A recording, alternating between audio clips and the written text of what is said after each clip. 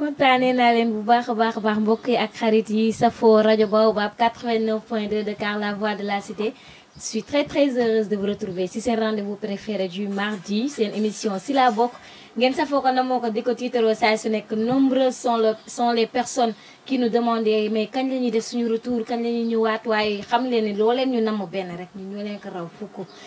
kontaan naa di dellu si waat mbokk yi avant tout maa ngi leen di souhaiter une bonne et heureuse année mu nekk une année de paix une année de réussite totale yàlla fànkal ñu nag lépp loo xamante ne rek dañu ko doon ragal lépp loo xamante ne tiitaange la woon mais nag xéewal gu saawan baawaan si année bile yàlla def si jàmm ju sax ndax actuellement dëkk bi rëb na yëngu-yëngu yu bëri na activités yi taxaw na mais yàlla na ñu yàlla yokk sutura jàmm ju saawan baawaan waa mais colonel soxna Diarra ñëpp xam nañu suis pas seul sur le plateau quand même. waaye loolu biti la fa naan. suis en compagnie de l'incontournable. kenn du yow ci biir l'imbattable meilleur dans son domaine borom actualité du sport il se nomme tout simplement colonel maa ngi lay nuyu de. waaye soxna Diarra maa ngi lay fay. naa la colonel di la vraiment man. xamal nga recevoir ay appel message ba xanaa si la bokk naa taxaw. walaay mooy loolu man j'avais une image nostalgique dafa war a Diarra Bousso. mooy loolu comme gars yi dañ doon woote di réclamer mais bon. waaw nous voilà de retour donc fi ngeen ñu doon xaar aussi jàpp leen ne dinañ ñëw ak lu kawe seen njor donc ñëwaat ak ay information yoo xamante ni en temps réel. voilà bi ngi noonu ngir dab seen bànneex comme ni ñu ko daan defee saa su ne. non émission la boo xamante ne ñoom ñoo ko bëggal seen bopp ndax émission askan bi la xam nga dañoo ne si laa bokk. comme ni ma koy waxee xam nga waxaat du bëri wax. émission bi émission ñëpp la lu ne ku ne ngi si te xam ngeen ni ñun ni ngeen ñu bëggee ñun noonu la ñu rawee bëgg yëg moo koy fay. lu wér saa su nekk dañu ñuy message mais si laa bokk depuis kañ lay commencé waat ñëwaat nañ defar nañ suñu retour mais nag. retour bu am doole. retour boo xamante ne ni ça promet mais aussi retour boo xamante ne dafay am ay changements comme quoi. vu que 17h lañ doon def émission bi tous les mardis à 17h gars yi dañu doon naan émission bi dafay guddee commencé. ainsi de suite du coup wàccee lañ leen heure bi juste pour vous servir juste pour vous faire plaisir wàccee nañ heure bi ba 16h léegi kon vous pouvez retenir que émission si la bokk dafay am tous les mardis à partir de 16h. moom la ñu koy def au lieu de 17h léegi c'est à partir de 16h rediffusion bi dina continuer di am si BM Pro TV moom itam tous les mercredis à partir de 17h n'est-ce pas. noonu lay demee saa su nekk ñoo ngi nii on est de retour di leen wax namoon nañu leen li fi jàll nag bëri na actuellement dañuy ñëw rek pour wan leen ni dañuy defaat suñu combat. ni ñu koy defee chaque numéro dalal suñu invité teg thème bu am solo ñu waxtaanee ko àndandoo jëriñoo ko mais tey nag li ñu nam colonel muy ñu waxtaanee l'actualité du moment qui est notamment marquée par la crise politique au Sénégal. noonu la ñu ko mën a waxee même si am na impact au niveau international. ndax soo xoolee états internationaux yëpp ñoo ngi si wax télévision internationaux yëpp. ñoo ngi wax si crise politique bi nga xamante ne nii moo am fii si Sénégal donc dañuy waxtaanee rek juste en résumé en bref dañuy débriefer li nga xamante ni moo ne actualité politique bi. naka nga analyser actuellement situation politique bi ci réew mi. actuellement depuis report élection présidentielle yi nga xamante ne moo ngi waroon am en février 2024 bi nga xamante ne ci la ñu nekk ñu reporté ko jusqu'au 15 décembre 2024. waaw soxna Diarra jërëjëf ci question bi ndax da nga laal fu am solo. man pour commencer dama naan Sénégal day wax dëgg fa yàlla man xàmmeetuma ko. ndax dëgg boo xamante ni lan la ñu waxoon dafa tënku ci constitution am ay pàcc yoo xamante ni tey defu nit wala mën-mënu nit ci coppi ko wala mu indi ko ci beneen domaine ak mën-mënam eggu fa donc tey nga xëy te gis un bon jour rek donc ñu décider ne lii nii kat nga xamante ni tey ci la Sénégal tënku woon muy constitution bi donc laal nañ ko def nañ ci lii def nañ ci lale kon da nga jàpp ne Sénégal xar kanam ba mu amoon muy Sénégal nekk un état de droit un état boo xamante ni tey démocratie daf fi doon loo xam ne lu fi am doole la loolu dafiy commencé jeex ñuy indi leneen te loolu la ñuy wax la olof naan lii raam ci ñag bi la jëm. Mais donc, le colonel, un état de droit, c'est toujours ce qu'ils nous disent, un état de droit. Mais est-ce que droit, ça, nous sommes au Sénégal quand même? Parce que depuis 1960, plus précisément le 4 avril, c'est l'indépendance, les régimes se poursuivent et se ressemblent. Ah oui. Sincèrement, je suis un changement. Ah oui, comme nous l'avons dit, parce que l'union n'est passation de service.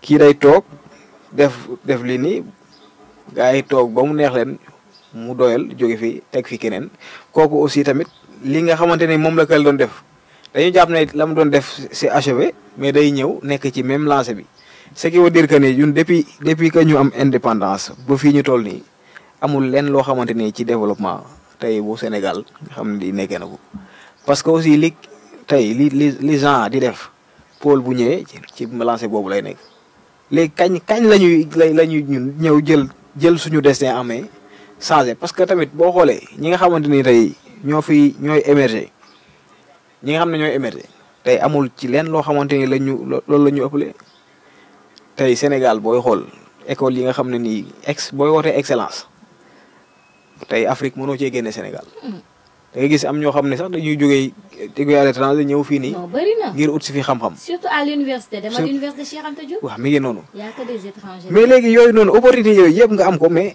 jëriñu la dara yow nit ki day ñëw sa dëkk utee fi xam-xam dem dëkkam di dox te yow ñoom fi ñuy rootse foofu ñoom puusuñu paase ñu vraiment tamit am na loo xamante ni nañ ko waxte de mais le pays dëkk bi. xam nga les hommes politiques ne cessent de nous montrer que ñoom. Ils ont l'amour du pouvoir pour le pouvoir. ñoom dañu fay nekk juste pour le pouvoir mais ñëwuñu genre si sama point de vue personnel ñëwuñu pour servir le pays ndax depuis notre indépendance man comme ni ma la ko waxee. gisuma changement ni ñu doon gouverner ba léegi moom mooy dox actuellement non monarchie totale man loolu laa gis. mooy li nga doon souligner sànq. que maa fi jug maay tekki fi war a nekk monarchie totale. li ñu doon gis jamonoy royaume yi sama doom moo fi ñëw ou bien sama cousin moo ñëw wala kii nii mën naa ko désigner. donc peuple moom la ñu war a teg. actuellement man moom laa nekk di assister monarchie totale moom laa gis si régime actuel. tey boo xoolee tey deuxième alternance. moo nekk deuxième alternance bi bu régime mu Macky Sall. moo nekk deuxième alternance dégg suñu jusqu'à présent changement. au contraire gis nga boo xoolee tey. le mal est beaucoup plus profond. rapport bii nga xamante ni moo am tey ci réew mi lan moo ko waralul donc ne voilà toog ne am na candidat yoo xamante ni. donc foog mais am na loo xamante ni tamit dafa xam nga tey réew mi boo xam ñu xaw a xuus dugg am lu ñu leeral tuuti ndax boo xoolee tey dafa am ay candidat yoo xamante ni ñi ngi ci réew mi. donc ñu tegoon leen ay daan am loo xamante ni dañ koo tegoon seen ndodd ñooñu noonu tey man dama jàpp ne buñ demee la ñu tegoon seen ndodd tax mu teel leen a bokk ci ay élection ñu dem ba ay élection ñëw loolu la ñu tegoon seen ndodd nee nañ xamuñu ndax leer na am leerut donc foog ñu leeral ko ba classé loolu ba mu leer pour mën a nu may ñooñu tamit vraiment tey bu fekkente ni da nga nga diriger réew mi nii xam nga ku ñëpp di xool lan la ñu wax ku ñëpp di xool da ngay jaar fu leer léegi yow sa démb amoon na ay gàkk-gàkk yu ci newoon jamono ji nii ñi nga xam ne jàpp nañ ne ñoo set te pare nañu pour sam seen dënd ngir toog ci boppu réew mi mais ñooñu noonu tey man yoon dañoo war mën a permettre li nga xamante ni mooy élection yi donc ñu dem ca na mu ware mais pas ñu koy reporter ngir ci maanaam xool légitimité ñeneen ñoo xamante ni vraiment ku ñëwoon wax dëgg fa yàlla nañ ko waxte dee mais man damay jàpp ne am na ñoo xam ne Sénégal sax ñoru leen parce que noo mënoo toog fi nga toog donc vraiment ñu lay jël di la servir lépp loo xamante dañu koy gi ñu ñëw indi la ko sur la table ci loo xamante ni vraiment jaru ko woon ba mu jur ay bakkaan yu ci rot te boo ko xoolee boo xool ko ay caaxaan kese la. billaay report bii nii si la ay manifestation ñëwaat. parce que enregistré waat encore 3 morts plus des violences vis-à-vis de la presse reporters yi nga xamante ni ñoo ngi leen di violenter loolu dinañ si ñëw tout à l'heure di wax bokk internet yi dañoo wax dañuy débriefer tuuti actualité bi si la ñuy waxtaan mais yéen itam si ngeen bokk way leen di joxe seen xalaat si actuellement li ngeen seen jàngat si situation réew mi ñoo ngi xaar seen xalaat bu baax a baax à travers bien sûr vos commentaires et n'oubliez pas de liker mais aussi de partager ce live pour inciter vos proches ñoom itam ñu mën a ñëw suivre en direct si rajo Baobab dañoo nekk si point ba am solo mu nekk report élection présidentielle yi nee naa dafa jur ay violence mais démb dañoo gis benn communiqué bu génn venant de nos anciens chefs d'État plus précisément président Abdoulaye Wade ak Abdou Diouf ñoom dañu ne appel bi ñuy lancé mooy jeunesse sénégalaise bi ñu bàyyi li nga xamante ne moo di manifestation yi ñuy doxal na ko jeunesse bi arrêté mais aussi président Macky Sall na organiser dialogue national dans les plus brefs délais. loolu nag indi aussi encore beneen polémique ban polémique la indi mooy ñenn ñi nee nañ président Abdoulaye Wade ak Abdou Diouf lii ñu wax nii c'est comme si ils sont d'accord ne nañu reporter élection yi nañu pousse élection yi. mais xam nga tey buñ ne ku ràcc jëmale sa kanam. parce que wax ji tamit du làqu quoi. tey reportu élection yi tey boo xoolee ki nga xamante ni tey le maître Abdoulaye Wade nga xam ne suñu maam la. vraiment def na fi li muy def ba yàlla suñu borom jëlee ko fi teg fi keneen. donc ci ay mbébétam bokkoon na fi mu indi fi teg fii koo xamante ni donc ci géeñam la. loolu doomam nañ ko wax de moom laa lay wax naan. léegi kon kooku indépendant monarchie totale la ñuy dund. léegi noonu kon kooku ba léegi ci mouvance bi nga xam monarchie bi noonu. ñoom jóguñu ci ba léegi. réerawuñu seen biir. donc moo tax ñooñu ils ont fait à leur mission fa ñu waroon a waxewuñu fa mais sa tant que mi ngi lay arrangé yow kenn du la dégg. léegi boo demee nag ba nga jàpp ne situation bi day ñëw en votre défaveur bu ko defee ñu changé nga ñëw intervenir di kii nii parce que ñoom normalement tey bu ñu matoon li ñu doon wala fa ñu waroon ne fañ leen doon séntu bu ñu fa nekkoon mbir mi du agsi fii mais tey jii nii da ngay xool nekk nga président toog fi ba jóge fi te yow daanaka say wax amatut jenn kii yow vraiment da ngay doo comprendre quoi. non dafa jur polémique nag moo ngi jur ay polémique bu baax a baax gars yi ñoo ngi réagir bu baax a baax si seen communiqué bi génn ñenn ñi d'accord nañ si moo ñu d'accord dialogue national bi nga xamante ni président moom si boppam moom moo wax ni daf koy organiser mais aussi ku si mel ni avocat bu Sonko bi Branco moom neen dafa montrer désaccord am totalement parce que nee na lii dafay wane ni rek ñoom chef d'état yi fi nekkoon sax dañoo d'accord que ni élection yi c'est normal ñu reporté ko. ah oui loolu la ñu défendre. loolu parce que ce Branco moomu il a parfaitement raison. parce que boo xoolee tey ci suñu constitution chaque dernier le 25 février bu 5 dernier mandat yi xam nga élection da nga ko ci war a organiser. donc mu doon loo xamante c'est écrit noir sur blanc loo xam ne kenn amul warta am maqaamaam repousser ko kon ça veut dire que ne mooy ñun ci li nga xamante ne moom la ñu tënku ci constitution boobu tey nit day dem dugg ca. def ca lu ko neex te dara du ko ci fekk donc tey dialogue national loolu bañ ko waree def du léegi ba ñu waree def dialogue national du léegi léegi yow toog na reporter ay élection dëkk bi commencé yëngu ñu ne voilà ñenn ñi nga xamante ni xam nañ ne bu ñu demee élection aussi wala ñàkk nañoo wóolu ñi nga xam ne moom la ñu gëm nee nañ yeeyaay dañuy repousser ay élection mais lii nii xam nga ñii dañoo nekk ci yoon waaj préparé. nga xamante ni parrainage ba ñu ne kii moo jàll ak kii moo jàllul déjà si affaire comment dirais-je mooy double nationalité bi ñuy wax pour Karim Wade Rose Wardini mi nga xamante ne bàyyi nañ ko.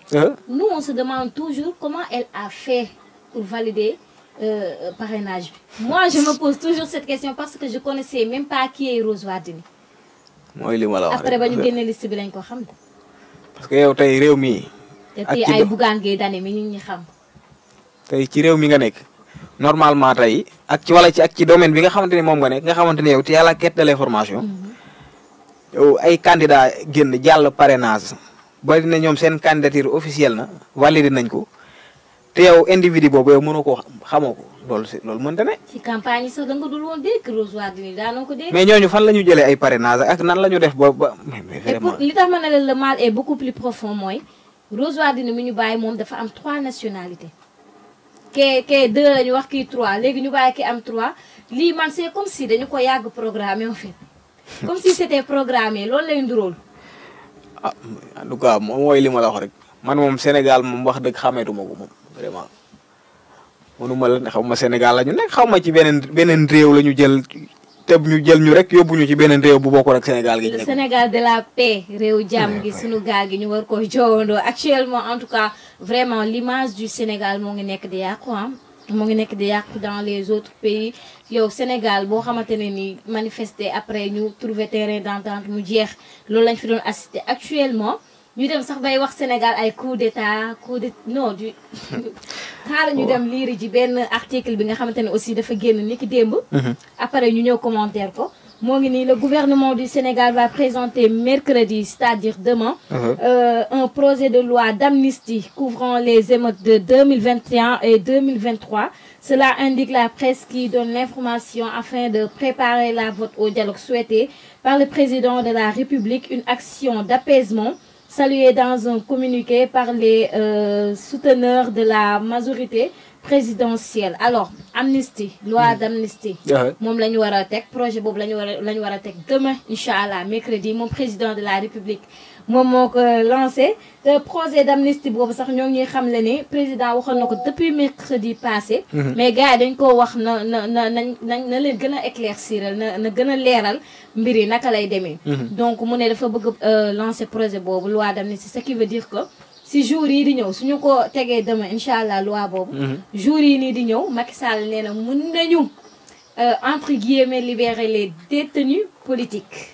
Amnistie loi d'amnistie bi mu lancé pour suba mën na tax jour yi di ñëw ñu libérer détenus politiques ñu jàppoon entre 2021 et 2023, ce qui veut dire que mars yi amoon si 2021 ak 2023 yëpp manifestants yi ñu jàppoon élèves yi ñu jàppoon enseignants yi ñu jàppoon homme politique yi ñu jàppoon wala képp ku ci wax ñu jàppoon la loi bi suñ ko tëralee suba inchallah dañu lay bàyyi. Mais pour rappel Macky Sall dafa waxoon ni détenu politique amul ci benn discours am mu ne détenu politique amul ñooñu ñu jàpp ñëpp dañ doon def acte de terrorisme looloo tax ñu jàpp leen. Alors aujourd'hui président Macky Sall ne dafay teg loi boobu pour libérer les détenus politiques y compris Ousmane Sonko et Bassirou Diomaye Faye mi nga xamante ne ni il était candidat si élection yi ñu reporté. Naka nga mën a jàngatee cette situation? Bon loolu noonu man. Si dañuy ree fa reetaan un tout petit peu mais bon nous allons faire notre analyse joxe ce point de vue. Parce que man première analyse bi ma ci def mooy. dañu jàppee nañu Sénégalais yi que ni ay analphabètes lañu jànguñu dara nekkul ci seen bopp yi donc ñàkk a respecté Sénégalais yi donc ak di la dugal ci man vraiment man tey boo xoolee li nga xamante ne émeutes yi amoon tey yi amoon 2021 ñëw ba fii nii nga tëb mu ne rek voilà xëy un bon jour ne da ngay def sa loi d'amnistie ko defee loolu yëpp gi nga xam ne moo ca xewoon nga éponger leen yenn kii jotaat seen mais nañu xo parce que loolu noonu tey bu jógee proposer ko ne daf koy def am na loo xamante ni loolu la làq ci ginnaaw parce que ñoom seeni mbir moom y a toujours des non-dits lees waxul. C'est la même chose que je me suis parce que nee naa genre président ñëw comme ça ne dafay teg benn projet loi d'amnistie pour libérer Ousmane Sonko, libérer Bassirou Diomaye Faye, ainsi de suite, ainsi que tous les détenus politiques, comme ça, sans rien, il y a aiguille sur roche. mooy loolu xam nga jafe-jafe yooyu tey biñ ci nekkee il a fallu tey mu jël lu ëpp presque une trentaine ci ay doomi aadama seen bakkan dem ci nii. ñi gaañu ñëpp te loi d'amnistie dama koy leeral gars yi suñu ko tegee ça veut dire que li fi jotoon xew yooyu yëpp. dafay mooy éponger dañu koy effacer sur suñu mémoire effacer ko si médias yi kenn waratu see wax kenn waratu see partage genre dañu koy fàtte ñi deewoon dañu leen di fàtte ñu jàppoon dañuy fàtte ni jàppoon nañ leen dañuy fàtte ni genre manifestation yooyu xewoon na Sénégal c'est ce que cela veut dire. mi ngi noonu moo tax comme li ma la wax rek ñàkk a jox cër Sénégalais yi wala jàppee leen ay analphabètes wala ñoo xamante ni amuñu gëmuñu dara amuñ lenn loxo benn dignité boo xamante ni tey ñi ngi koy sàmm donc xëy na peut-être moo loolu la jàpp moo tax mu ñëw di proposer loolu mais comme niñ ko waxee rek y a des non-dits yi am na ay lees waxul. te loolu bu ko defee avantage am la ciy xool. donc day xool ba mu leer ko ne fii nii kat sama avantage mi ngi ci donc xaaral ma jéem a dugal. mais nag foofu noonu moom vraiment dama jàpp ne liñ ci nga xamante analyse biñ ci mën def moom c'est di dañ yàb ñu la mais nag am na ci ay acteurs yoo xamante ni xëy na buñ demee ca ñoom peut-être li nga xamante ni moom la sénégalais di jooy ñoom mën nañ leen koo fajal ci domaine boobu. parce que aussi comme ni nga ko waxee rek projet d'amnistie tey loolu noonu politique loi boobu noonu tey ñu teg ko ñu fàtte parce que vraiment loolu noonu tey mën na jur leneen loo xamante ni tey imagine toi.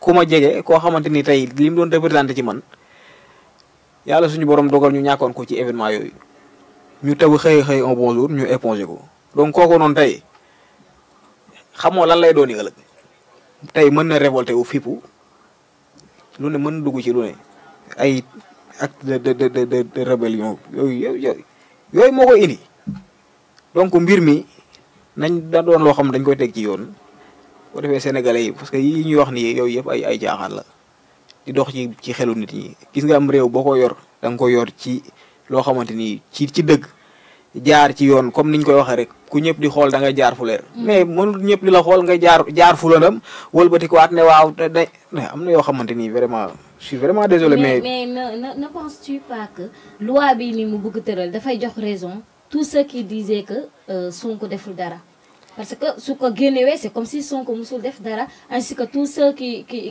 ont été arrêtés. waaw mais xam nga dinañ jox ñi nga xam ñi doon wax raison ne Sonko deful dara ñoom dinañ am dëgg. dinañu am dëgg. mais moom tey li nga xamante ni def na ko tey fii ak ay kii nii sooram loolu mu war a mën a taxaw. def ni lii nii kat yaa xam nga loolu waaye ren ci sa loxo lay naaj. donc loolu tey moom nam cay bénéficier wu moom lay gën a xool parce que le fait que mu génnee Sonko ñu ne voilà Sonko defut woon dara nangam sax ñu jël éponger loolu wax ji fay donc moom tey ni mu ciy bénéficier wu amul kenn koo xamante ni tey dina ci avantage am dina ci nekkee noonu. ok te le président Ousmane Sonko ak idéwul ngëm-ngëm bi nga xamante ni moom la am man boog loolu bu ko nangoo vraiment damay jàpp ne xameetuma ko boog. comme te aw ma ci yaakaar. tu penses que Ousmane Sonko dafay bañ amnistie bi. aw ma ci yaakaar d'après mon analyse. da koy bañ. aw ma ci yaakaar parce que bu ko nangoo rek yaa ma gën a xam mooy gën a kii ñi fi jot a jaar. mais là on parle de politique on parle de la politique fii ku si nekk sa intérêt ngay xool. loi d'amnistie bi Ousmane Sonko est-ce que su ko bañee dina ko arranger. non xam nga Ousmane Sonko tey boo gisee gone yi topp ko. dafa ñëw tey. booy jeunes yi fii nii amuñu jotu di topp nit ndax yaa ma neex mais da ngay teg loo xamante ni gis nañ ko xool mu doy leen mu convaincre leen parce qu'on dit très souvent qu'on ne convainc pas un intellectuel mais on les donne juste les bonnes informations tey mu bind xaatim ay téere yow tey nga dem def say mën-mën ba egg ci téere yooyu noonu jàng ko xam lim ci wax mu ne la nii ak nii yëg nii laa bëgg a doxalee wax domaine bu ne mu laal fa mu wër la ni projet bii nii doon na loo xamante ni tey mooy sauver Sénégal mais kooku noonu da ngay ciy adhéré mais du caageen Ousmane Sonko dafa moo neex gars yi wala nangam sangam booy ko ci doon mais nag léegi noonu tey moom bu demee ba liggéey boobu bépp mu def noonu tey mu ci xalaat arrangement moom ak ñoom seen yooyu noonu mais da ngay kii ni ça tombe sous le sens. doy na waar ñu waxaale aussi balaa maa jàll si beneen point. Walfadjri moom itam dañu ko tëjoon signalu Walf mi nga xamante ne saa su dara xewee si réew mi ñoom ñooy gën a am liberté pour wane affaire yi lan les moindres coins et recoins lan moo fa xew naka la demee ainsi de suite Walf si jour vendredi bi ba manifestation yi démarré si lañu ko coupé léegi dimanche à partir de 20h la ñu ko bàyyi pourquoi parce que non seulement du ma ne manifestation yi parce que manifestation amoon na gaa mais taxul woon ñu ubbi ko mais Cheikh Niass a été reçu par le président de la République moom sax nee na moom ba mu demee ba toog dégg na Marième Faye Sall naa ani Cheikh Niass loolu aussi indi polémique ñu ne Cheikh Niass mi nga xamante ne il était engagé déterminé amoon ay principe pourquoi mu dem wuy ji le président de la République est-ce nécessaire gars yi di indi polémique yooyu quand même parce que nee naa la ko si nekk aussi sa intérêt ngay xool mooy li ma la wax rek xam nga dafa am lu ñuy wooye bukki yu sàngoo deru bëy loolu moo bëri ci réew mi non il faut que ñu wax ko quoi benn sens parce que loolu yow Cheikh nga gis ko tey des discours yoo xamante nii vraiment da ngaa noo kii nii vraiment il a quelque chose dans son ventre. C'est vrai man mais joué Kabo Afzey mais loolu noonu man. j'étais même en colère contre l'État. léegi nga xëy un bon jour vraiment. mu dem wuyu ji président daf ko convoqué mu dem wuyu ji. mooy loolu discuter bon trouver terrain d'entente et puis ñu delloo leen seen signal loolu lan lay. man bi ma gisee affaire yi dama jàpp ne donc bon kii yi nga xam ne yi Sénégal 4K plus di def peut-être xëy na affaire yooyu la day ñi ngi ci affaire cinématographie ñoom seen yooyu. loolu laa ko jàppee nii de. non c'est vrai dafa digne si film cinématographique sincèrement. Cheikh def na discours Cheikh nee na président Macky Sall soo ñu delloosiwul suñu signal parce que si seen droit la ñu nekk liberté de la presse dafa am dañoo war a bàyyi presse bi libre. wane li ñu bëgg wane en fait parce que yow soo ko wanewul yow si sa dëkk au niveau international ñoo ngi koy wane rawatina actuellement avec l'avènement des réseaux sociaux dañu koy wane yow li nga bëggul wane sa dëkk ñoo ngi koy wane Cheikh dafa ne président soo indiwul suñu signal ni la ko waxee si propos yi dañuy ñëw 48 heures la ñu la may. fekk si la palais. mais avant même les 48 heures Cheikh wuy dina palais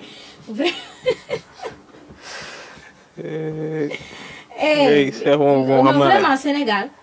Sénégal dafa neex mbokk yi maa ngi leen di fàttali dañuy nekk di def dañuy débriefer un tout petit peu l'actualité qui est notamment marquée par la crise politique au Sénégal bëri na nag mais bon dañ ci xaw a jël quelques comp rek di ko waxtaanee di leen wax jox leen ñu yéen itam seen avis soxla nañ seen xalaat naka ngeen gisee situation dëkk bi à travers vos commentaires donc woy leen di commenter dinaa ko lire léegi ndax si ngeen bokk émission bi tey dafa neex ndax dañuy waxtaan entre nous c'est juste entre nous tey amul invité amul dara c'est juste entre nous donc wax leen ñu seen xalaat ci situation réew mi donc waxtaan nañ ci report bi waxtaan nañ ci communiqué bi suñu ancien chef d'État maître Abdoulaye Wade ak président Abdou Diouf génnee polémique bu mu indi waxtaan nañ aussi ci Walfadjri bi waxtaan nañ ci loi d'amnistie bi ñu demaat ci coupure d'internet ma lire kii bi article bi l'internet des données mobilières encore coupé le ministre de la communication et du numérique informe le public qu'en raison de la diffusion sur les réseaux sociaux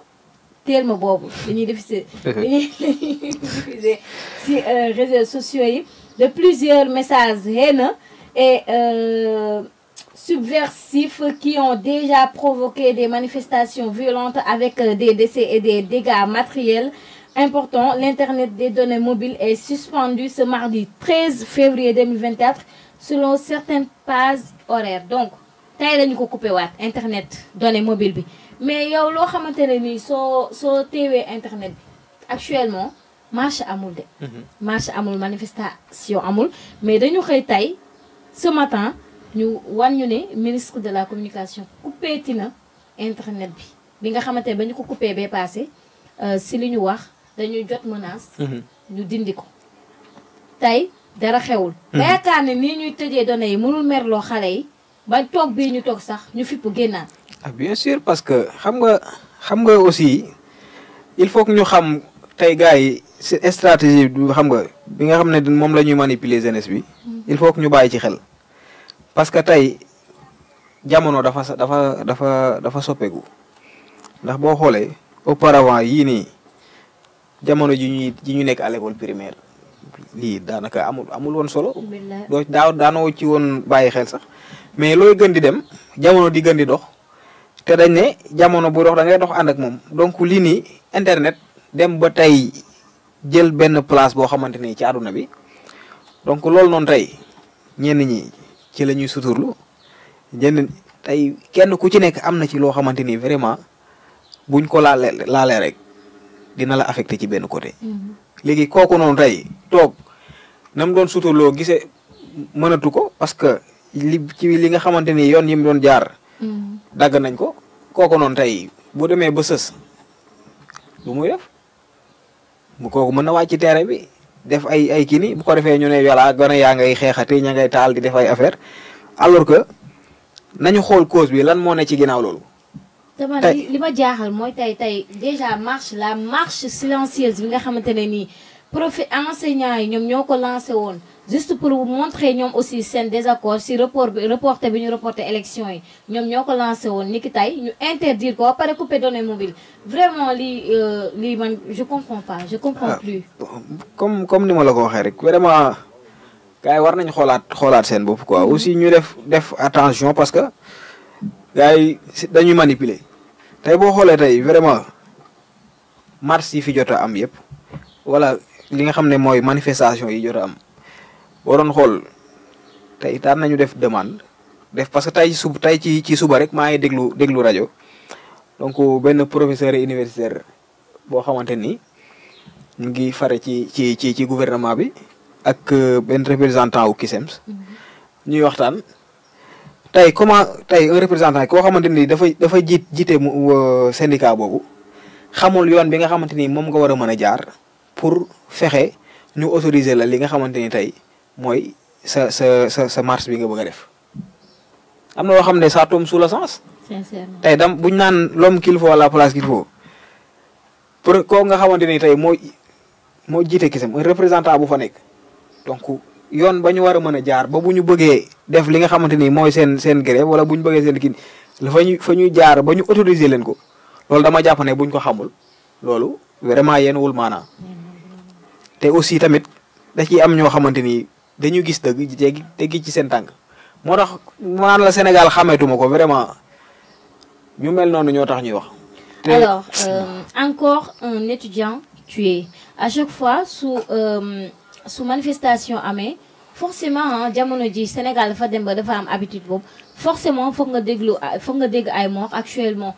3 personnes sont mortes si si manifestation yi y compris un étudiant alors loolu lan ban jàngat nga si mën a wax.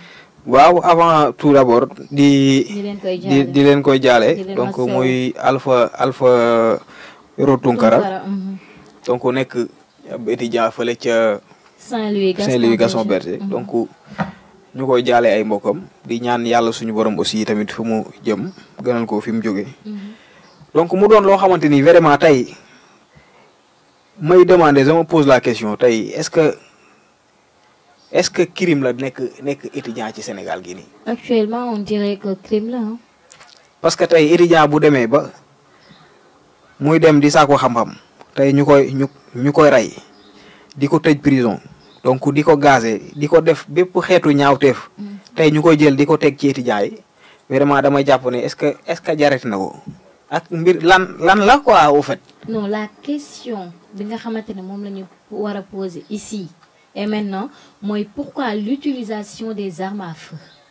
Pourquoi? Là où les manifestants utilisent des armes blanches, comme si ñoom guerre la ñuy dem en fait. Vraiment parce que alors que seen ay doomu sénégalais ñoom la ñuy jàkkaarloo. te mbir mi du ci Alpha Yoro Tunkara donc y a les Fallou Sène.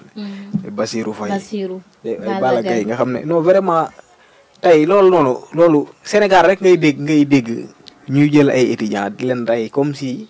ñuy rey ay muus wala ay mala yu nekk ci ay te du mujj fenn depuis Balla Gaye c'est 2001 lañ ko assassiné ba léegi déggoo amul lenn loo xamante ni wala seen responsable yi ba léegi kenn mënu leen a identifier 2001. ou bien identifier nañ leen mais dañ leen di couvrir. lépp ngi si biir mais mi ngi noonu donc moo tax Sénégal vraiment non. am na ñoo xam ne moom seen xel nekkatu fi mu. liberté de la presse bafouée loolu aussi foog ñu waxtaan si liberté de la presse bafouée totalement actuellement nekk journaliste délit la ou pas. vraiment xam nga loolu. nekk journaliste actuellement sa fit du dal déjà les journalistes sont obligés de wàcc sur le terrain sous manifestation amee alors les forces de défense et de sécurité ñoom policiers yi ñoom ñoo war a assurer suñu sécurité. bien sûr si xeer yi nga xamante ne dafa war a ñëw mais là ñoom ñoo nekk menace bi à qui la faute les policiers ou l'État. xam nga policier bi naan ñoo yor suñu kaaraange. policier boobu noonu buñ koy wax suñu policier yi taxuñu. non parce que tey formation ba ca war. xam nga tey gis nga militaire bi ñu formé mu doon. kooku doo ko mës a gis muy fayantoog ay population yi. parce que déjà niveau yi dañuy du tolloo te ñoom aussi am na ci lu ñu leen formé loo xamante ni dañ mën a am maîtrise mais imaginez tey non vraiment suñu policiers yi da nga ciy gis ku ne ci ab école ku pareegul sax mais dañ koy yàkkamtee recruter mu wàcc ñëw ci terrain yi pour di non. Et chaque 8 mars là on est là à fêter journée mondiale de la femme. Femme bi nga xamante ne dañ ko war a honorer tu vois actuellement ñu dem ba policiers yi sax di brutaliser les femmes comme ça ñu koy gis ci caméra yi di joxe image bu ñaaw aussi vraiment ci pays bi. mais ñi def loolu noonu tey formation ba nga xamante ni moo ca war defuñu ko donc ñooñu mooy comme ñu yóbbu la daara rek pour nga jàngee alxuraan parfois ñu lay tooñ ñu ne la sa waay yow wàcc nga damaa cëppeelu parce que tey la nga fa doon jëli jotoo demoo ba jot ci mais da nga dajeeg moom cëppeelu donc ça veut dire que ne li war a yow li war a nekk ci yow lépp du ci nekk moo tax yenn kii erreur yi nii ñu koy def man jàppee ma leen ko de mais vraiment bu ñu wax moom ñi nga xam ne moom ñu naan policiers yi wala ñi nga xamante ne ñoo yor suñu kaaraange donc policiers yi nii suñu policiers yi taxuñ ñuy wax. non actuellement nag image policiers yi dafa yàqu da ngay gis xale sax su gisee policier da koy mépriser. du ko neex parce que li ñuy gis policiers yi di def doomu Sénégal rawatina ñu dem ba léegi presse bi sax dañu leen boole genre man mun naa ne dañ leen di jàppee ay manifestants ndax ay presse organe de presse yu taxaw di filmer war a joxe ay information pour nit ñi mën a xam lan moo xew nga jàpp di dóor di mbéj xam nga di jàpp loolu c'est anormal. organe presse yëpp aussi démb si guddi amal nañ veille nocturne ñoom aussi vraiment pour naqarlu li nga xamante ne nii moo ngi xew. mooy li ma la wax rek ndax réew mi moom comme ni ma la ko waxee ci njëlbeen gi xam naa dañoo jël ñi ne Sénégal képp jël leen te yeguñu ci dara ñu yóbbu leen ci beneen planète. comme si dañu échange mais noonu la fa demee quoi. man ba léegi mënuguma gëm ne Sénégal gi ñu ne woon. moom lañ ne ba léegi nii. non Sénégal actuellement dafa gën a pire moo tax ma ne le mal est beaucoup plus profond actuellement. L'amour du pouvoir pour le pouvoir actuellement moom rek la ñu nekk di assister. alors mesdames messieurs dañu doon def bref rek dañu doon résumé rek ah ñu jeexalee benn point. ñu jeexalee foofu ndax léegi ñu def 1 heure de temps de xanaa te 30 minutes laa waxoon ñu jeexalee fii. benn accusation bu am aussi si leader boobu di Mouhamadou Lamine Massaly moom aussi acteur politique la foofu sa Thiès kii nga xamante ne nii moo di maître Ousmane Diagne di maire de la commune de Thiès Est moom moo ko porte plainte pourquoi parce que manifestation yi amoon vendredi dañu ko gis mu yor arme à feu jubali ji si manifestant yi et il était prêt à tirer maanaam dañu ko jiin tentative de meurtre moom la ñu jiin ki nga xamante ne nii moo di comment dirais-je Mouhamadou Massaly moom loolu la ñu ko jiin actuellement ñu porte ko plainte ba ñu ko porté plainte moom tamit répliqué na il n'a pas tardé à répliquer moom itam porte na plainte ndax nee na li diffamation la dañu ko jiin trouble à l'ordre public ak tentative de meurtre ndax nee nañ ko dangaa yoroon arme à feu te vidéo yi aussi am na ay vidéo yoo xamante ni ñoo ngi koy dugal ba xam si manifestation yi la woon wala ça date on sait pas parce que ku nekk xam na réseaux sociaux ni muy doxee dañuy wax benn fee ñu jëlaat ay anciens vidéo di ko dugalaat mu indiwaat beneen polémique si acteur politique ñu ne yow acteur politique nga ne leader nga ñu ne yow ñu lay jiin tentative de meurtre que da nga yoroon arme à feu pour tirer si ay manifestants xam nga ci maanaam loolu li ñu wax naan ñu lay jiiñ dem ngay seet soo joo yeel yi ko ne donc tey yow ne acteur politique nga. est-ce normal d'ailleurs acteur politique ñu lay ji tentative de meurtre. waaye c'est paradoxal ak lu mu mënti demee loolu ci warta mën a nekk mais wala boog gars yi dañu yor ay double fonction. non journée polémique parce que moom nee na lii diffamation la moo tax mu def leen rendre li nga xamante moo di plainte bi 2 plaintes actuellement moom la ñu nekk di assister foofu sa Thiès Est 10e quartier 10e en tout cas dëkk bi jaxasoo boo xamante ne lii ça prouve que ni donc les dirigeants ou bien les forces de l'ordre wala bokk ñi ñuy yónni am nañu si yor ay armes à feu moo tax actuellement lii mu jur ay polémique di rey ay doomu sénégalais xale yoo xamante ne dañoo jug rek pour dawal démocratie ndax liberté de manifester dafa am ñoom dañu am droit pour manifester pour wax li leen naqari donc arrêtez d'utiliser des armes à feu si xale yi ay xale lañ ay jeunes lañ te ñoom ñoo war a yor réew mi ëllëg loi d'amnistie bi président ñoo ngi koy xaar di xool ba xam dina aboutir ou pas ba xam président Sonko dina nangu ou pas ba xam Diomaye dina nangu ou pas ba xam dinañ libérer les détenus politiques lii moo nekkoon li gën a fës si fil d'actualité bi actualité di boo xamul bon comme lu gën a fës li gën a fës moom mooy finalu Coupe d'Afrique te daanaka moom coup de marteau waa coup de marteau waaw di leen féliciter rek di leen ñaanal yàlla leen ndam li jig mu jig leen vraiment champion d'Afrique mooy loolu la Côte d'Ivoire ma ciy wax sax ak fii réew mi toll nii moom daanaka mooy loolu. aussi di souligner waale tey nga xamante ni muy université Cheikh Anta Diop. donc nga xam ne tey seen ak delluwaat ca daara jooju mu ngi tënku woon ci élection yi donc tey ñu reporté waat élection yi donc presque lu bëgg a toll ci at. point boobu dama ko fàtte soulever. léegi tey étudiants yooyu nga xamante ni tey ñoo nekk ca daara ju kaw jooju lan seen soor lan ñoom tey dañuy xaaraat ba élection yooyu jàll toog at moo xamante ni jàngo ko parce que toog nañu 10 mois yoo xamante ni jànguñu ñu tëj seen daara jooju ñu doon xaar xëy na peut-être ne élection yi bu jàllee. bu ko defee ñoom dinañ delluwaat si espérer naan élection su jàllee dinañu redémarrer. léegi vraiment te doo dégg benn autorité bu ci wax. non loo xamante nañ ko fermer point d'interrogation lay doon est-ce normal même ñu tëj université yi bërëbu jàng foo nga xamante ne dañ fay roote xam-xam fa nga xamante ne magistrat yi fa la ñuy jógee avocat yi fa la ñuy jógee moom président de la république jaar na fa les ministres les députés les maires ñoom ñëpp foofu la ñuy jógee ba pare ñu bëgg ñoo privé actuellement jàng bi nga xamante ne moom la ñu war a jàng c'est anormal mais dans quel pays sommes-nous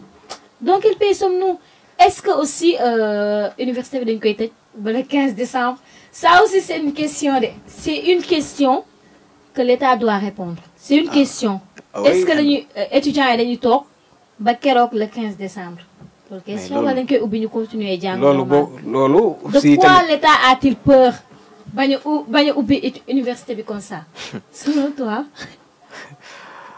en tout cas xam naa ne leen de xam naa ko moom liñ naan poobar boo ko yàggee dessiné jël ndaare moom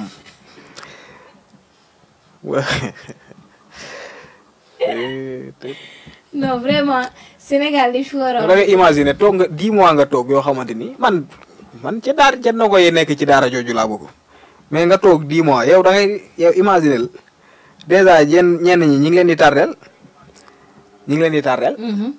di leen perteloo temps boo xamante ni vraiment bu fekkonte ni jàng ñenn ñi pare woon nañu seen jàng ba génn nekk ci leneen. depuis boobu léegi ñoom ñi ngi toog di xaar ci loo xamante ni c'est purement politique. donc ñun tey suñu université bii rek moom la ñu am. tey jii nii li nga xamante ni bëgg nañ ko représenter au niveau mondial.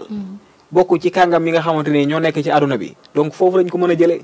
vraiment am na loo xamante ni tey mbirum politique warta mën a tax ñuy jël di sacrifier ay jeunes yoo xamante ni seen njàng mi seen i waajur dañ cee sonn ñu sacrifier wu. tey jaar ci yoon wu méttee métti boo xamante ni avant ñuy agsi fii lu mburu dajut ci taal daj nañ ko ci. donc ñu ñëw ba fii nii tey nga bëgg leen a sacrifier ci ay caaxaan yoo xamante ni ci wàllum politique. donc foog tey li nga xamante ni mooy affaire politique ñu génne ko ci li nga xamante ni mooy njàngum xale yi quoi. doy na waar parce que vraiment réew mi man dama jàpp looloo yokkoon tax sax enseignants yi vraiment bëggoon def seen marche silencieuse bi nga xamante ne dañu ko interdire tey ndax bëgg nañu aussi côté école côté université et tout côté enseignement en général ñu génnee ko ci politique bi sincèrement ndax waruñu ko sax boole. waruñu ko boole c'est anormal loolu moom vraiment lu ñu war a jug la colonel ma bàyyi la nga tàggatoo dañ doon nuyoo namante ko tuuti waxtaan tuuti ak entre nous comme ni ma ko waxee mais mardi prochain dinañu reprendre si la bokk ak suñu invité incha allah à partir de 16h bu leen ko fàtte. incha allah waaw bon merci beaucoup Soxna Diarra di la waxaat ne temps yi moom xam naa.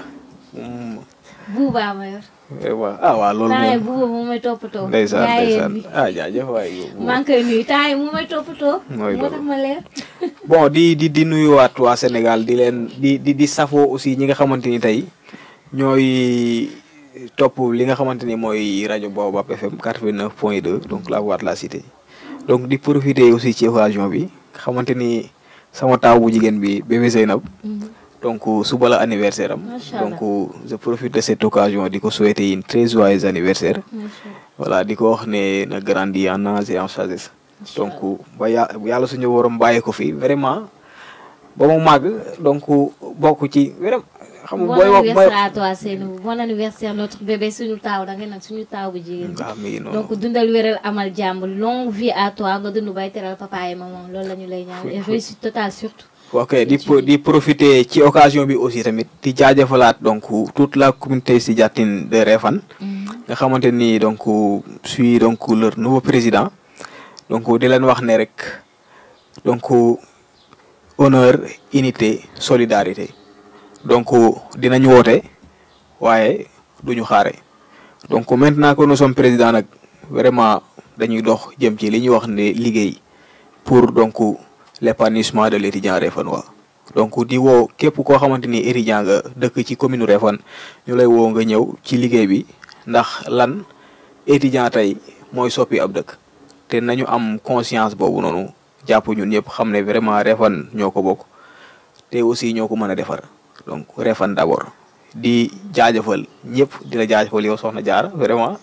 dama la namoon nag quoi mooy loolu. c'est toujours un plaisir di fego ak yow plateau bi. dama la namoon plaisir. di bëggee soo ñëwul sax dama koy yëg. sama suñu soxna yi nekk fële muy bàjjan Ndeel ak bàjjan Marème xam ne vraiment tey mbaxalu Saalum biñ ma génne moom vraiment nooy na. moo tax nga tardé yow ki lay war a summi war naa koo xam de. ki lay war a summi war naa koo xam. en tout cas merci c'est toujours un plaisir de partager avec toi ce plateau. merci à vous mes amis très chers internautes yéen itam si te ngeen bàyyi woon ñëpp dañu suivre actuellement en direct si rajo Baobab si la bokk la woon ñoo ngi nii nous sommes de retour ak doole ak yeneen surprise yoo xamante ne ñoo ngi leen di xaar mardi prochain incha allah à partir de 16h dinañ ñëw rediffusion bi demain à partir de 17h sur BM Pro TV. Merci à toi Bouba, notre technicien pertinent, notre technicien bi nga xamante ne ni moo di technicien bu meilleur bi ñoo ngi lay jaajëfal bu baax a baax lépp yem na lépp jaar na yoon mbokk yi ñu doon safoo yéen itam kontaan nañu si commentaires yi kontaan nañ si like yi kontaan nañ si partage yi si la bokk gi nii lay demee chaque mardi à partir de 16h c'était Diarra si présentation bi merci à vous et ciao. Merci beaucoup soxna Diarra. soo ñu bàyyi woon dañu def